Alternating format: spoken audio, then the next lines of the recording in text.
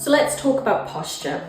Our posture is formed through the natural curves of our spine, which occur in the neck, the mid-back and lower back. Each part of our spine has a different function, with the neck and lower back being more mobile parts and the mid-back being more structural to protect the heart, the lungs. Our ribs attach in this area, so it's not so mobile. But the mid-back area is the most common area that we start to develop postural tension. The reasons for this is that the mid-back curve is like the letter C. So if we were to look at my spine from the side and I exaggerate it, it's got a C shape to it. When we spend lots of time sitting, working at computers, on devices, driving, those sorts of activities will tend to lead us to pull forward. So we get more flexion in our spine. We exaggerate that part of the curve in our spine. The muscles on the front of the chest become short and weak, and the muscles between the spine and shoulder blades and around the shoulder girdle can become longer and weaker. With these gradual changes that occur over time, we can be more predisposed to headaches, back pain, neck pain, tension through the spine, as well as rotator cuff issues such as a rotator cuff tendonitis or a supraspinatus tendonitis and tear. So things to consider to improve these is, let's take a look at posture. If our posture remains the same day after day in a more flexed position, we won't get as many benefits, A, from treatment or B, from a rehab plan as we possibly could.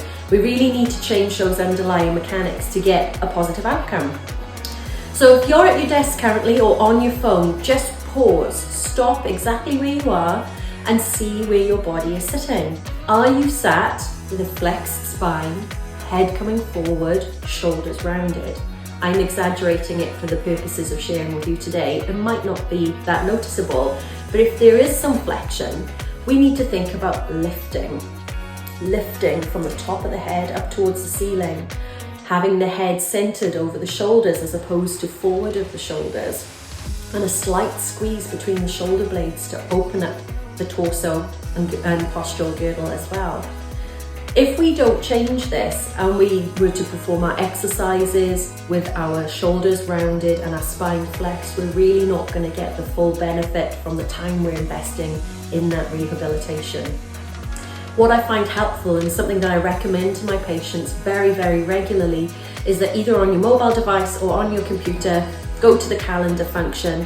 At the start of every work day, set up a repeating occurrence where you just simply have in there posture check, and a ding or a sound will go off with that notification to remind you.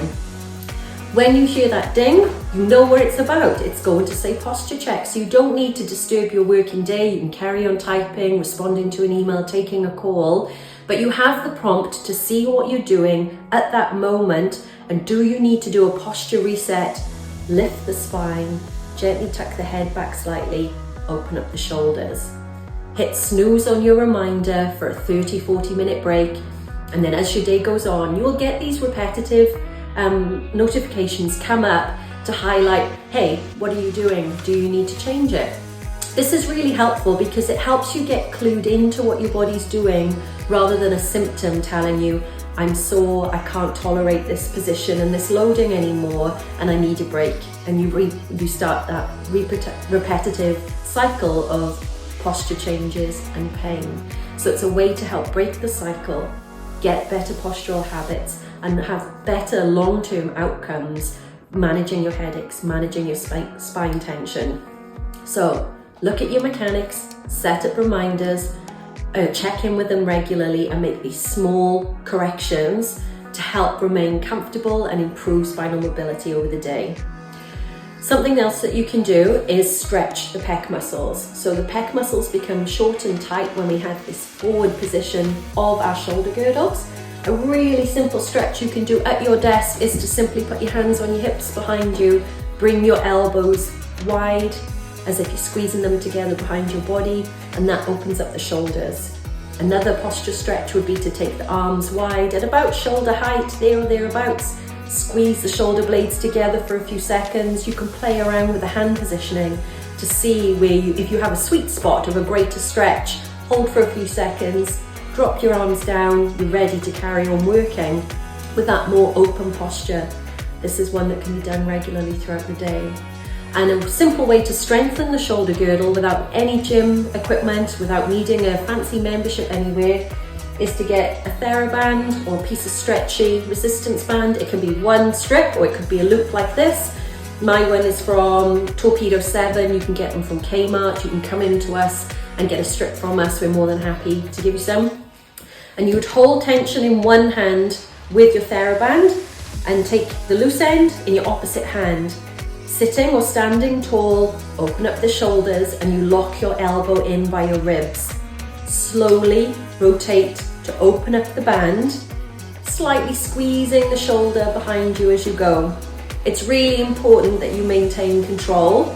It's not a big movement, and it's done until you start to feel some fatigue in the shoulder and you know your muscles are working.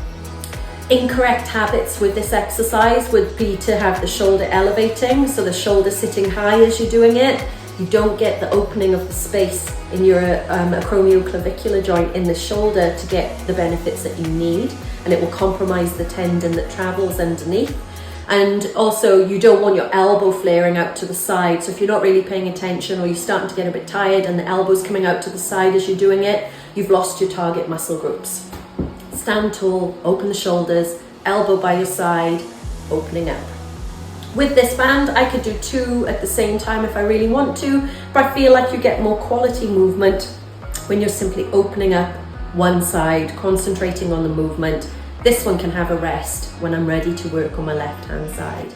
And finally, a real nice reset for the neck with the forward head positioning that can occur with looking down at devices, keyboards, screens, those sorts of things, and my head gradually over time starts to sit forward. Fingertips onto the chin, retract the chin backwards. So I'm pushing the bony point on the back of my head towards the wall behind me, gliding back until I feel a stretch. I might feel the stretch in my neck, my upper back a little bit further down. Wherever my tight spots are, that's where I'll feel it. I recommend holding stretches for at least 45 to 60 seconds for them to be beneficial once you've come out of that stretch. Stretching these muscles will allow a bit more give over time for you to hold and maintain a neutral head position. You don't need to hold your chin here all day as you're working. That's not practical. It's not what I'm intending for you to take away from this video, but it's a glide back, hold the stretch, and helping to open up through the neckline to help the neck comfort. I hope this video has been helpful. I look forward to presenting more helpful videos on how you can attain better health. I'm Stacey from Knox Rehab, where you can repair, recover, relax.